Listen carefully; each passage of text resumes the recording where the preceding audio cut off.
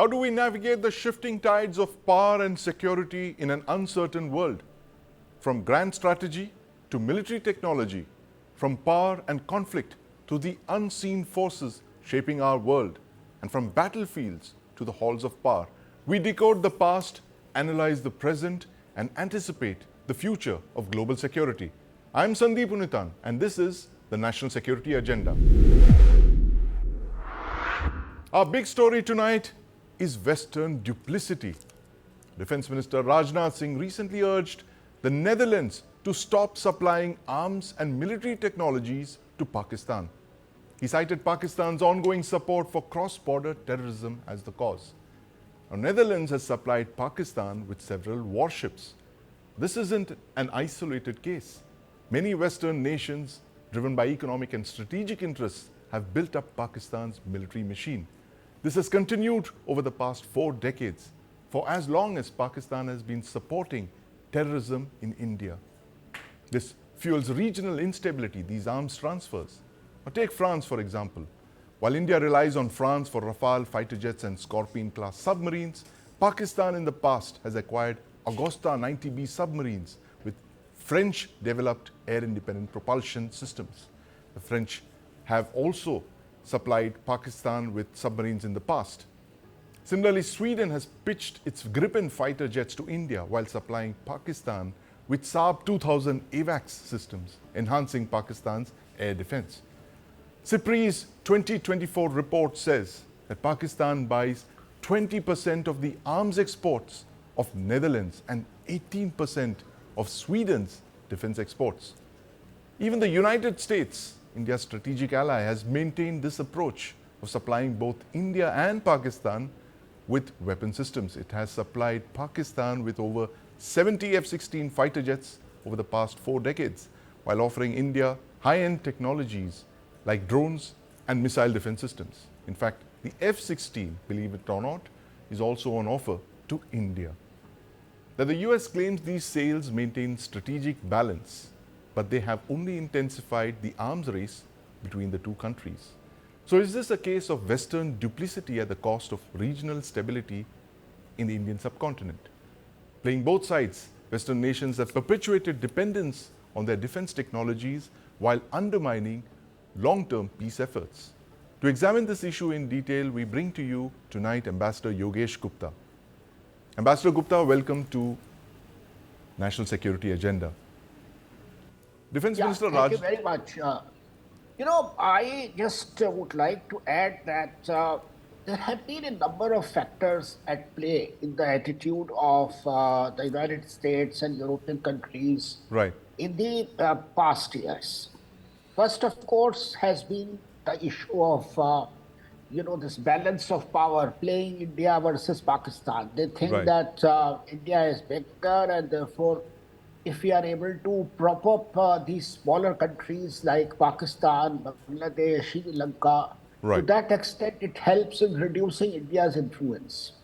Secondly, of course, there was that Cold War mentality in which they thought that since India was following a more, let's say, in non-aligned line or a non-aligned position, which was closer to the Soviet Union, so they thought that they ought to support Pakistan, which was, an ally of the United States in the 1950s and 60s and 70s. And therefore, they thought that because of those considerations, they ought to support Pakistan. Then third, of course, has been the issue of commercial considerations, that they thought that, to keep up their arms industry working, their manufacturing flowing, they ought to export arms to a large number of countries.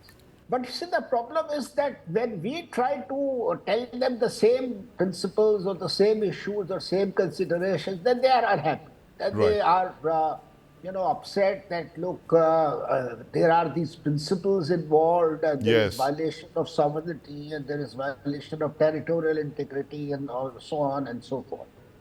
Now, the duplicity in the attitude of these countries has been more than exposed in the case of the war in Ukraine.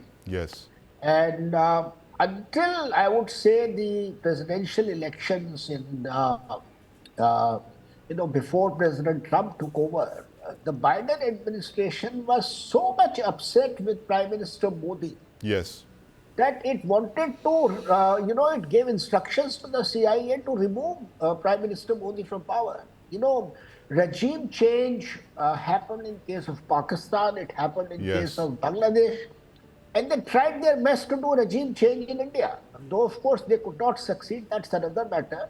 Right. But they were so much upset by India's, policy or attitude, close relations with Russia, that they felt that India can't do this. India should not be allowed to do Absolutely. Do as we say, not as we do, Ambassador Gupta. But, is this policy of this double-faced policy of supplying both India and Pakistan, the same country supplies both India and Pakistan with, on occasion, the same weapon systems even. Is that policy coming to an end now, you think, with the way India has been calling out this duplicity on the part of the Western nations, especially the Scandinavian countries, Sweden, and now, of course, Netherlands, which Defense Minister Rajnath Singh has pointed out, the fact that these countries are supplying weapon systems to Pakistan consistently over the last couple of years.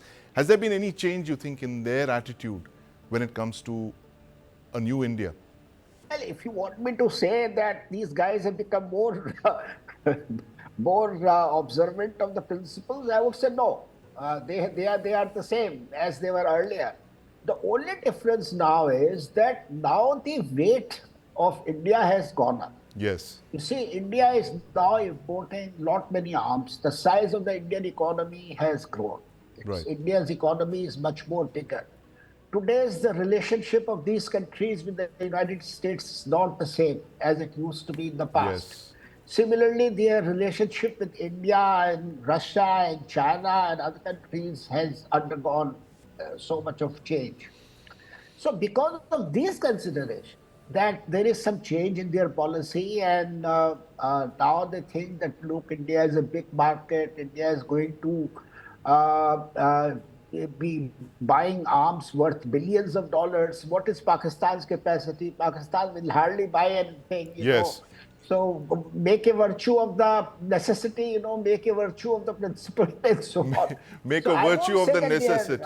Absolutely. Yeah, there's not going to be any dialing down of these, the double standards, Ambassador Gupta. International relations will remain a play of power game. International relations remain in the power game as well. Thank you very much, Ambassador Gupta, for joining us on this topic of Europe's double standards when it comes to India and Pakistan. Thank you. Tonight we're going to talk about the Turkey, Pakistan, Azerbaijan three-brother alliance. Joining me now on NSA is Nawad Chalikian.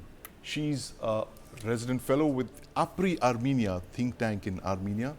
Chalikian, Nawad, welcome to NSA. Thank you very much. Tell us more about this three-brother alliance. How did Pakistan, Turkey, and Azerbaijan join forces, and why should India be worried? Thank you for the invitation. I would like to begin by saying that I'm really happy to be here, and it is my second time in India. I came to participate at Raisina Dialogue, ORF, together with my team from Armenia, which is, as you mentioned, a think tank in Armenia, and we're dealing with India-Armenia relations, trying to foster the relations in different formats and in different directions. As to your question, I would like to come to that in a larger framework. As you know, Armenia is situated in the South Caucasus, and this is a country that is surrounded by Turkey and Azerbaijan on the west and on the east respectively, and Iran, Georgia on south and north. So this is a very large and very historic topic for us, because if we go back to the Armenian genocide that happened in 1915, that is when the major threat from Turkey, starting from that, has been all the time on the Armenian nation after that as well. The collaboration between Pakistan, Turkey, and Azerbaijan is not a new thing, especially the collaboration between Turkey and Pakistan. This dates back to many decades. However, with the coming of power of Erdogan in Turkey, this relationship has been getting stronger and stronger, and Turkey and Azerbaijan are two nations, one state, two state, one nation. That is the way they brand themselves. They have political, geopolitical, religious, and strategic affinity and ethnic affinity. Pakistan is the third brother in the alliance that has joined forces, especially recently. Their collaboration is on many levels because they have trilateral strategic partnership for running for quite a long time. This is again not something new, but it is accelerating during the recent years. The partnership is high level, it is on the political level. Turkey and Azerbaijan support fully Pakistan on the issue of Jammu and Kashmir, and they are also vocal critics of India when it comes to India-Pakistan conflict, and they side very clearly with Pakistan. Absolutely, and that's the reason for why India should be concerned as well. But Nawad, the larger geopolitics that's at play in the region, the Russian Federation was traditionally the guarantor of stability and security in the region. Do you believe that Russia's preoccupation with the Ukrainian war has unsettled the entire region? That we actually see Turkey now becoming, a regional power aspiring to capture territory like we've seen in Syria, we've seen in other parts of Turkey's near abroad as well. Is that a major concern now for Armenia, given what happened in Nagorno-Karabakh a few years ago? That is very much the question that we're discussing in Armenia as well. It's very important for the region because Russia has been the security guarantor of Armenia. If you look at Turkey and Azerbaijan together, they are over 80 million people, and we are just a country of 3 million people. And the threat has been always quite real. And Russia was the security guarantor of Armenia. Ever since the breakup of the Soviet Union, this has been the case. However, during the Ukraine war, and for understandable reasons related to resources, related to being preoccupied in Ukraine, and a range of other issues. It's not only Ukraine, but mostly Ukraine.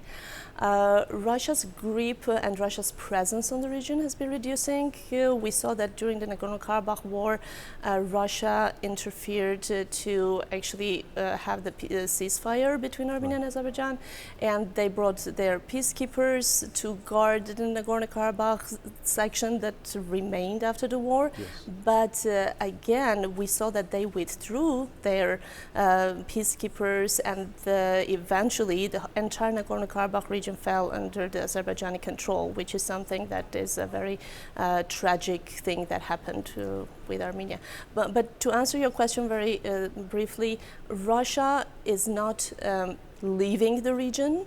It is still going to be interested in the region and having some presence there, but it is not the way it was before. It's not the way it was before, but there's something else that is not the way it was before, Nawad, the fact that India is now one of Armenia's top defense suppliers. How did that come about, and how have Indian weapons been received by the Armenian military? India has been on the Armenian radar and on the Armenian media for the recent years. For that very reason, we have started paying much more attention to our bilateral relations. It all started actually centuries ago.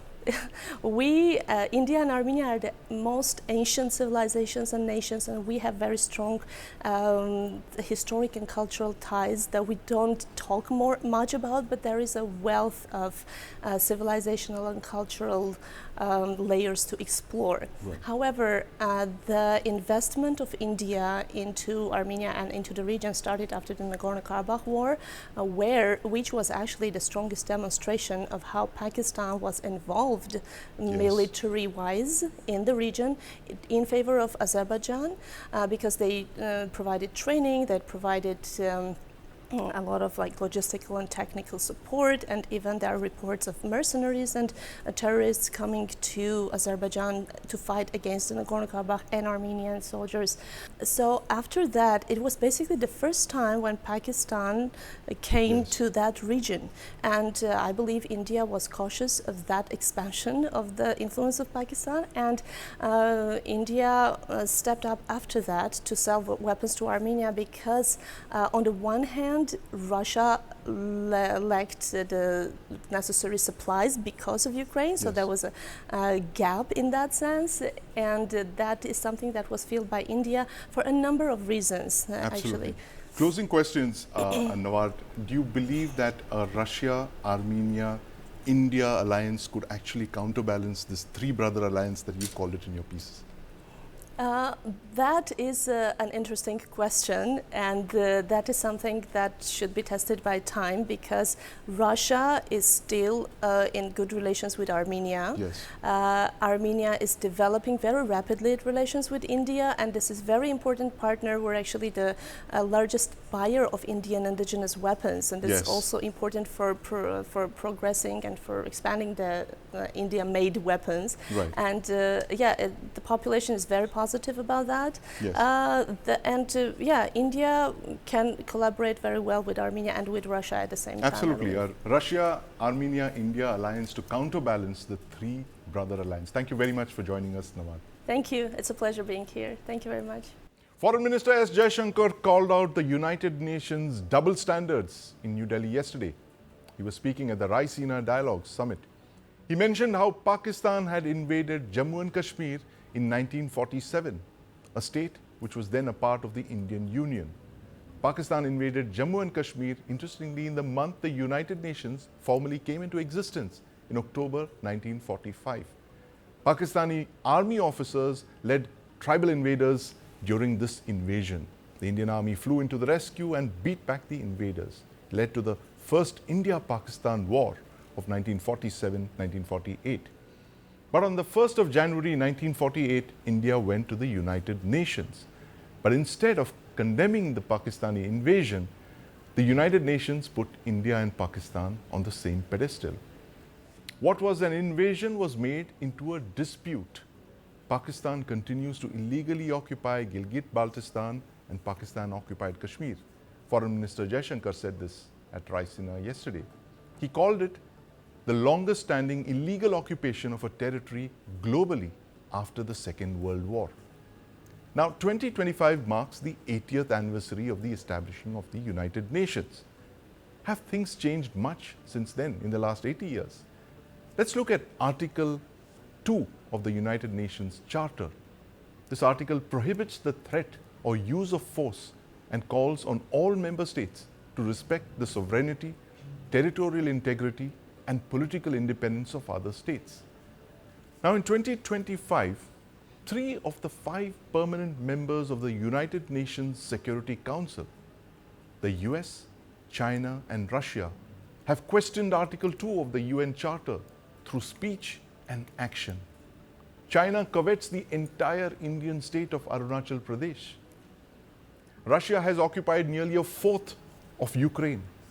And the United States, under President Donald Trump, covets Greenland, which is a part of Denmark.